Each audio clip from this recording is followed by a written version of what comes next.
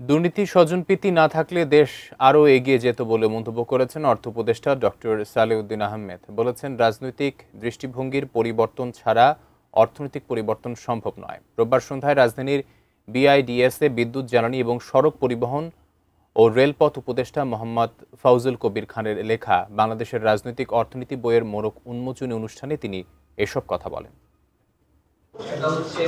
দেশের রাজনৈতিক অর্থনীতি কেমন সেসব বিষয়ে কথা বলেন অর্থনীতিবিদরা। তুলে ধরেন অর্থনীতি এবং দুর্নীতির সাথে বর্তমান সময়ে জাতীয় নির্বাচনের গুরুত্ব। আপনারা কি এই অনৈতিক চর্চাকে ঠেকাতে পেরেছেন, আর নাকি কিছু যোগও করেছেন? বৈধ দুর্নীতি, এই বৈধ দুর্নীতির সিনড্রোম, এগুলো অ্যাকচুয়ালি অতিক্রম করাটা সমগুরুত্ব দিয়ে জরুরি।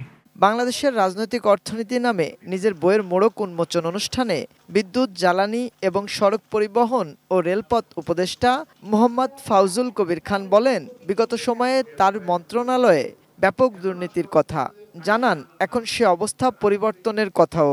বিদ্যুৎ, জ্বালানি খাত, সড়ক পরিবহন ও সেতু এবং রেলওয়ে ব্যাপক দুর্নীতি হয়েছে।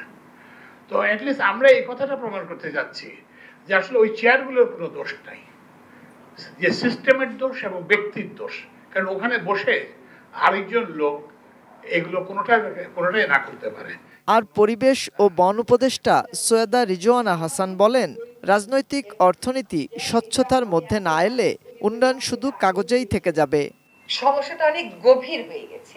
খালি যে সিস্টেমটা গভীর তা নয়, সিস্টেমটা যারা পরিচালনা করেন, আপনি তো কমপ্লিট ওভারহলিং এ যেতে পারছেন না। তো ওই একই মানুষকে নিয়ে, একই মনস্তত্ত্বকে নিয়ে কেবল আইনের ধারা বদলে দিয়ে তো আসলে সংস্কার আনাটা মুশকিল। অর্থ উপদেষ্টা ডক্টর সালেউদ্দিন আহমেদ জানান, নানা চ্যালেঞ্জ থাকলেও সংস্কারের মাধ্যমে দেশকে ভালো জায়গায় রেখে যাওয়ার প্রচেষ্টা করছে সরকার। কাউন্টার ফ্যাকচুয়াল আর্গুমেন্ট আরো বেটার করতে পারতাম। করাপশন যদি না থাকতো, স্বজনপ্রীতি যদি না থাকতো, ল্যাক অফ গভর্নেন্স যদি না থাকতো, রাজনীতি যদি আরো আরো সুস্থ রাজনীতি হতো, আমরা আরো বেটার করতে পারতাম, আমরা দ্রুত এগিয়ে যেতে পারতাম। এ সময় অর্থ উপদেষ্টা রাজনীতিবিদদের মানুষের জন্য রাজনীতি করার পরামর্শও দেন। দেশের প্রতি দরদ, দেশের প্রতি মমতা, সেটারও রাজনীতি। মাহাদি সেকেন্দার, এটিএন নিউজ, ঢাকা।